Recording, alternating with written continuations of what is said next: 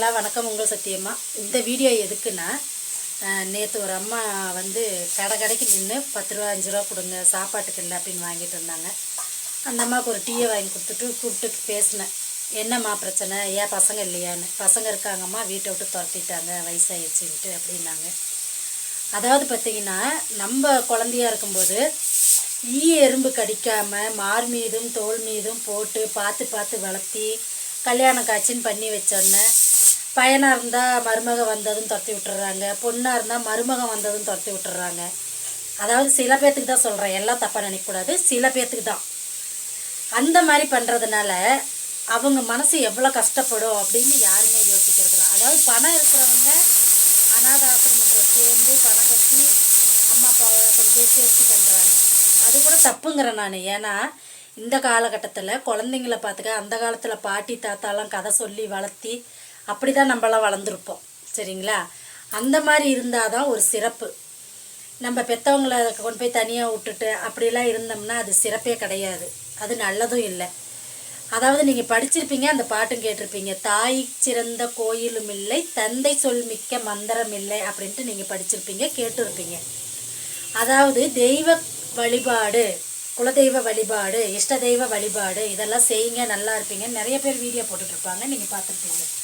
ஆனால் தெய்வ வழிபாடு குலதெய்வ வழிபாடெல்லாம் முக்கியம்.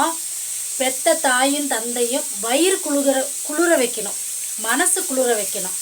அவங்க வாழ்த்தணும், நல்லா இரு, குடும்பத்தோட குழந்தை குட்டியோட நல்லா இருன்னு வாழ்த்தினோம்னா நம்ம வாழ்க்கையில் உயர்ந்த இடத்துக்கு போக முடியும், ரொம்ப சிறப்பாகவும் இருக்க முடியும்.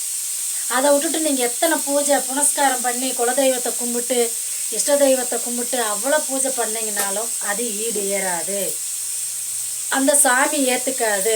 சரிங்களா? நல்லா புரிஞ்சுக்கோங்க, அந்த சாமி ஏற்றுக்காது. இருக்கிறவங்க பணம் கட்டி ஆசிரமத்தில் சேர்ந்துக்குவாங்க, ஹாஸ்டலில் சேர்ந்துக்குவாங்க. இல்லாதவங்க என்ன பண்ணுவாங்க? நம்ம துரத்தி விட்றவங்க ரோடோட பிச்சை எடுக்கிறாங்க, அதை பார்க்குறவங்க என்ன நினைப்பாங்க? அதெல்லாம் கொஞ்சம் யோசித்து பாருங்கள்.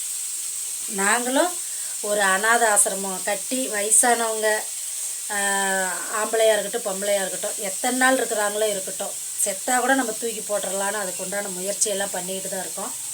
சீக்கிரமாக அது நிறைவேறிடும் அப்படின்ட்டு நான் அங்காளம்மாட்ட வேண்டிகிட்டு இருக்கேன். ஏன்னா எங்கள் அம்மாவுக்கு ஒரு சக்தி பீடம் கட்டிட்டேன்னா அடுத்த செகண்ட் வந்து அநாத ஆசிரமம் கட்டிடுவேன். ஏன்னு கேட்டிங்கன்னா, நம்மளோட அம்மா அப்பாவை பார்த்துக்கிறத விட பல மடங்கு அடுத்தவங்களுக்கு செய்கிறதோட அந்த தர்மம் நம்ம குடும்பத்தையே 7 தலைமுறைக்கு நம்மளை காப்பாற்றும்.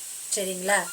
அதனால் வந்து தயவு செய்து இந்த வேலையை பண்ண வேணாம். அதாவது இந்த மாதிரி பண்ணுறவங்கள மட்டும்தான் சொல்கிறேன். மாமியாவாக இருந்தால் மாமியாவை மருமவை துரத்தி விட்றதெல்லாம் இப்போ ரொம்ப ட்ரெண்டிங்கில் போயிட்டுருக்கு. அம்மாவை பார்த்துக்கிறது, மாமியாவாக இருந்தால் வேணான்னு துரத்தி விட்றது.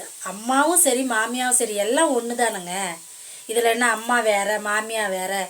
எங்கள் அப்பாவை நல்லா பார்த்துக்கணும், எங்கள் மாமனாரை பார்த்துக்க மாட்டேன், அதெல்லாம் தப்பு. வயசானவங்கன்னா எல்லாருமே ஒன்று தான். இப்போ ஒருத்தர் 5 குழந்தை பெக்கிறாங்க, இந்த பையனை நல்லா பார்த்துக்குவேன், அந்த பையனை பார்த்துக்க மாட்டேன், அந்த பிள்ளை நல்லா, அப்படி யாரும் அம்மா அப்படி பிரித்து பார்க்க மாட்டாங்க. 5 குழந்தை இருந்தால் 5 குழந்தையும் ஒரே மாதிரி தான் பார்ப்பாங்க. அதுதான் தாய். அந்த மனசு உங்களுக்கும் வரணுன்றதுக்கொசரம் தான் இந்த வீடியோ. சரிங்களா? ஓம் சக்தி அங்காள சக்தி. நல்லதை மட்டும் நினைப்போம், நல்லதே நடக்கும்.